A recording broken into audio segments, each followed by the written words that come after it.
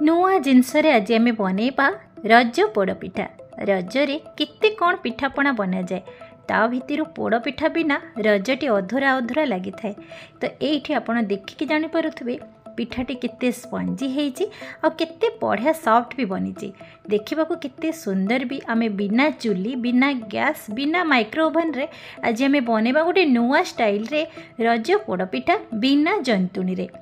आजर ये Roger पोड़पिठा recipe जदि आपण माने को पसंद आसी तो बिंदु रोसई चैनल को सब्सक्राइब करें, पाखरे बेल आइकन को प्रेस करें जो कि वीडियो नोटिफिकेशन आपण मान पाखे पहुँच पार। आ जो मैंने मो वीडियो नुआ अच्छा तो प्लीज मो चैनल को सब्सक्राइब करें आ लाइक शेयर कमेंट्स करने को जमा भी भूलें। तो चलते आज आम बनइबा यही रज पोड़पिठाटी देखा जमी सुंदर खाइबा सेमती टेस्टी भी आउ हेल्दी भी बहुत सहजरे अल्प समय आम बनई पारिबा आ छोट पिला भी देखिले भी सी भी बनईदेव एते इजी रेसिपी। तो चलते स्टार्ट करवा। ये मु गोटे छोट काच ग्लास मेजरमेंट रे मु गोटे ग्लास धला बिरी नहीं आपण पाखे जदि धला बिरी अच्छी नहीं पारे नहेले आमर गाँ मानकर जमी कला बिरी आसूची तो आप चाहिए भी नहीं पारे किंतु गोटे मेजरमेंट रे रखिए जोटा कि पिठा बनब स्पंजी भी बनब आ टेस्टी भी बनब आ सॉफ्ट भी बनब। मो सेम ग्लास रे मु 2 ग्लास बिरी नहीं सेम ग्लास रे मु नेबी सेम मेजरमेंट रे 2 ग्लास अरुआ चाउल। आपण चाहिए बासुमती चाउल मध्य नहीं पारे। बासुमती चाउल नेले तार बास्ना और टेस्ट टिके बहुत बढ़िया आसे। तो जदि बासुमती चाउल नाही तो घरे थिबा नॉर्मल चाउल नहीं पारे। तो मु एठी सेम ग्लास रे 2 ग्लास अरुआ चाउल नहीं। आपण गाँ अरुआ चाउल जदि नेबे तो अधिक समय टिके भिजेबे। मार्केट रो अरुआ चाउल जदि आनिकी पिठा बनेबे तो अल्प समय भिजेबे।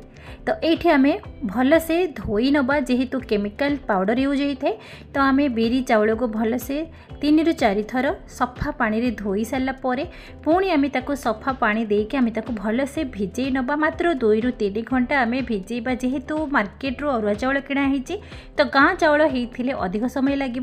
तो जे पर्यंत बिरी चाउल भिजुची तो से पर्यंत चलतु आम अलग प्रिपेरेसन करवा। तो मुझे गोटे छोट पैन नहीं से गोटे चमच गाई घीओ से ड्राई फ्रूट्स किसी देके आम ताको भाजिके रखीदबा।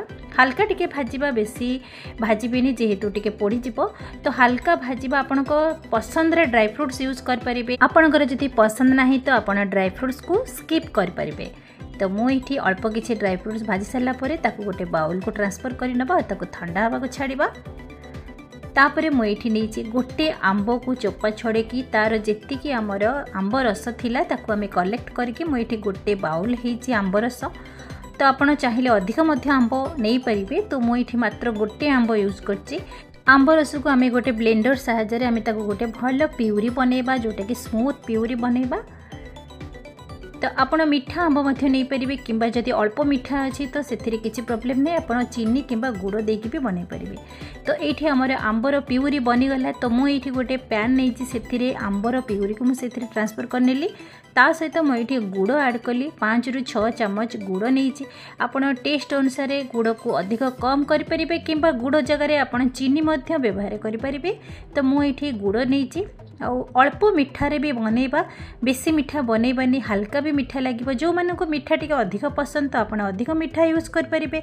तो ये आमर गुड़ सहित आंबर जो आम प्यूरी बनई भल से मिक्स करवा और गुड़ को भल से फुटेबा टिके बहलिया हेला पर्यंत आम भल से मिक्स करवा। ये आंबर प्यूरी मेल्ट हेले तार पानी छाड़ा स्टार्ट करे और गुड़र भी पानी छाड़ा स्टार्ट कर। तो ये दुईटी जिनस को आम भल से मिक्स करवा और भल से फुटेबा जे पर्यंत टिके बहलिया टाइप रे न आसी से पर्यंत आम कंटिन्यूअसली एमती गोलिबा। देखो ये धीरे धीरे बहलिया हो आसलानी। तो आप आहरी टिके सुखिला सुखिला हो आसले आप कौन करेंगे ना ताको ठंडा हवा को छाड़ी नेबे। एपटे चलते आमर 2 घंटा हो गला आमर बिरी चाउल भल से भिजी जाइए। एबे आमे बिरी चाउल को आमे भल से चिकन करके बाटी नबा। आपण अलगा पानी देवेनी। जो पानी रे आमे बिरी चाउल भिजई थिले सेही पानी को अल्प अल्प देके आपण बिरीर आण प्रस्तुत करबा। ये देखो आमर स्मूथ पूरा बैटर बनी जोटा कि आमर पिठाटी बहुत ही स्पंजी बन सॉफ्ट बन खाइबा को केक भली लगे। तो आपड़ जदि चाहिए सुजी भली टेक्सचर रखिपारे किंतु जेहेतु आज आम गोटे यूनिक स्टाइल बनइबा तो यहाँ केक भली जमी सॉफ्ट आसब तो से भली आपन स्मूथ भली आपन बैटर बनइबे। ये आमर बिरी चाउलर बैटर बनीगला।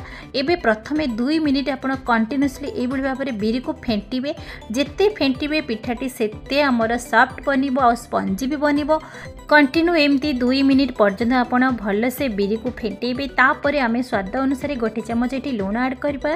तापर ये गोटे कप कोरा नड़िया मु ये ऐड करुच्ची जेहेतु नड़ियार टेस्टा टिके बहुत बढ़िया आसे। तो पुणी आम भल से फेंटिबा। आपन भिडियोटी लास्ट पर्यंत देखिए मो केते थर एमती बिरीर आण को आम भल से फेंटिचंती। तो जेते फेंटिबा ना सेते बिरी पिठाटी आमर बहुत ही स्पंजी और सॉफ्ट बनिबो। तो एबे आमर भल से पुणी फेंटी सारा पर आम से गोटे कप मुझे छोट छोट पीसेस रे नड़िया को काटी देइथिली। तो गोटे कप नड़िया मु ऐड करिछि ता सहित भाजी की रखिथिबा ड्राई फ्रूट्स को मध्य से ऐड करबा। तो एबे आमे पुणी भल से मिक्स करबा। तो आज आमे बिना जंतुणी रे जेहेतु बनइबा जंतीबा बेला पिठार तार टेक्सचर तार टेस्ट अलग आ बिना जंतीबा बेला पिठाटी तार भी टेक्सचर आ टेस्ट अलग आपन डिफरेंस भी देखिकी जानि परिबे। तो एबे आमे कोन करबा भल से मिक्स कर साला परे जो आंब आ गुड़र आमे मिक्सचर बनैतिले ताकू एबे ठंडा कर साला परे आमे सेथिरे सब ऐड करबा। एथिरे आउ जमा भी चीनी किंबा आउ किछि भी ऐड करबिनी। जेतिकी आमर आंब गुड़ मिक्सचर बना होता से ही सफिशिएंट आ बढ़िया भी टेस्ट आसब। एबे कौन करबा ना एठी गोटे चम्मच गुजराती पाउडर ऐड करबा जेहेतु टिके बढ़िया फ्लेवर आ टेस्ट भी भल आसब। तो एबे आमे कौन करबा ना कंटिन्यू एमती पुणी मिक्स करबा। पुणी आम लगातार यही भाव में 1 ରୁ 2 मिनिट पर्यंत आम भल से मिक्स करबा। तो जिते आम भल से गोलेबा सेते आमर पिठाटी स्पंजी बनिबा सॉफ्ट भी बनिबो। तो आपण मैंने रजरे कौन कौन बनई मते कमेंट्स रे लिखिकी जनइबे। तो एबे एठी आमे ऐड करबा गोटे चम्मच गुआ घी जोटा कि पिठार बास्ना आउ तार टेस्ट को 2 गुणा बढ़ई थाए। एभली भाव में छोट छोट टिप्स सहित आपण मैंने एमती बनातु देखिए बहुत ही इजी रे बनिबो टेस्टी भी बनिबो। तो एबे आमे भल से बैटर को मिक्स कर साला परे आमे गोटे एठी छोट केक टिन नेजी सेथिरे घी देके आमे भल से केक टिन को लगे नबा जोटा कि हमर पिठाटी इजी रे बाहरी आसीबो। एठी मु गोटे पैकेट इनो नहीं जेहेतु आम बेकिंग पाउडर कि बेकिंग सोडा आम यूज करपानी जोटा कि इंस्टांट पिठा बनवाई आम ये इनो पैकेट यूज कर जोटा कि बिरी चाउल को बढ़िया से आमर स्पंजी भली फुलियापाई काम करिबो। तो एबे आमे कौन करबा इनो देकी भल से मिक्स करबा। जदि आपण पिठाटी टिके लेट रे बनेबा को चाहुचंदी तो बिरी रो आण को आपण 2 घंटा रेस्ट दबा को छाड़ी देबे से बढ़िया से फुली जिवो आउ आपण को बेकिंग सोडा कि बेकिंग पाउडर कि इनो दबा को भी पड़िबोनी। तो ये आम बैटर को भल से मिक्स कर सारा पर आम जो केक टिन रे आम जो घी लगे से आम केक पिठाटी बनवाई आम से आण को ट्रांसफर करवा। देखिए यही भाव में थरे बनातु आपण को आउ बिरी चाउल को आउ जंतीबा को भी पड़ोनी कहीं जंतीबा पिठाटा प्राय समस्त को माने कष्टकर होता है। प्राय समस्ते बन पारती जेहेतु जंतीबा बहुत ही तार टिप्स दरकार थाए तो समस्ते सेटा जानी न था। तो से यही भाव में आपण थरे बनइबे देखिए बहुत ही बढ़िया बनिबो इजी बनिबो टेस्टी भी बनिबो हेल्दी भी बनिबो स्पंजी भी बनिबो आउ देखिए समस्ते पसंद करेंगे। तो आप जदि चाहिए ये कदली पत्र मध्य ऐड करके आपण बैटर को दे पारिबे। तो मु तो बिना कदली पत्र बिना बटर पेपर रे बनैथिली। तो एठी देखंतु मु एठी गार्निशिंग कली काटिथिबा नड़िया ड्राई फ्रूट्स और चेरी रे मु एठी गार्निशिंग करदेली। आपण को मन पसंद रे गार्निशिंग करिवे। मु एठी गोटे नुआ ओवन रे पिठा बनैबा जेहेतु बिना चुली बिना गैस रे बनैबा और बिना ओवन रे बनैबा। तो ये गोटे नुआ ओवन जोटा कि बहुत ही इजी रे पिठा बनैबो। तो मु एठी 25 ରୁ 30 मिनिट पर्यंत मो पिठा को बेक करने छाड़ी देती। ये 30 मिनिट पर देखु बहुत ही बढ़िया से बनी आउ बहुत ही सॉफ्ट भी बनी आउ स्पंजी भी बनी आउ बैटर टी भी टिके भी फुली। तो ये आम चेक करवा पिठाटी कंचा अच्छी कि नहीं। तो ये पूरा स्टिक टिक क्लीन आसी जेहेतु आम पिठाटी परफेक्ट बनी ताकू ये ठंडा हवा को छाड़ीदबा तापर जाइए डिमोल्ड करवा। ये ठंडा हो आसला तो ये आम डिमोल्ड करवा। देखिए इजी रे भी आमर केक टिन टी बाहरी आसब।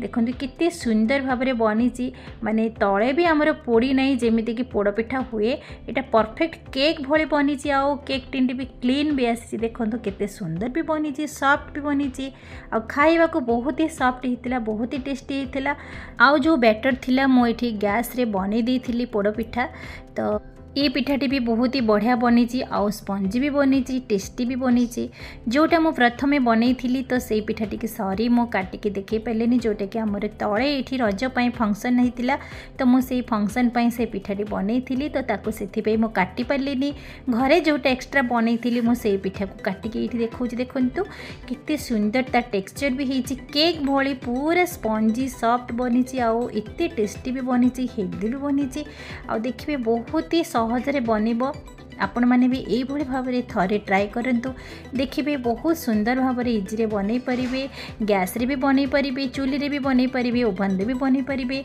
प्रेशर कुकर रे भी बनई पारे बिना चूली रे बिना कदली पत्र रे पोड़ पिठाटी बिना जंतिकी केते सुंदर भाव में बनी सॉफ्ट बनी आउ स्पंजी भी बनी हेल्दी भी बनी तो आपण मानक जदि ये रेसिपी पसंद आसी तो प्लीज मो चैनल को सब्सक्राइब करेंगे आ पाखरे बेल आइकन को प्रेस करेंगे आपण माने रजरे केमिति सेलिब्रेट कले मते निश्चित भाव में कमेंट्स रे लिखिकी शेयर करेंगे पुणी देखा नुआ वीडियो रे से पर्यंत रहुछि नमस्कार।